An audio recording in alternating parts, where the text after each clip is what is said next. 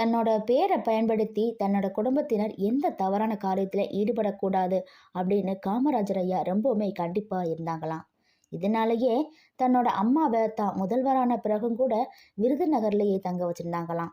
ஒரு தடவை ஒரு காங்கிரஸ் பிரமுகர் காமராஜரின் அம்மா சிவகாமி அம்மா அவங்கள விருதுநகர்ல சந்திச்சப்ப, என்னை எதுக்காக இங்கேயே விட்டு வச்சிருக்கானே தெரியல, என்னையும் மெட்ராஸுக்கு கூட்டிட்டு போனா நான் ஒரு மூலையில ஒண்டிக்க போறேன் அப்படின்னு ரொம்ப வருத்தத்துடன் சொல்லவும், அந்த விஷயத்தை பத்தி பிரமுகர் காமராஜர் ஐயா கிட்ட சொல்லியிருக்காங்க.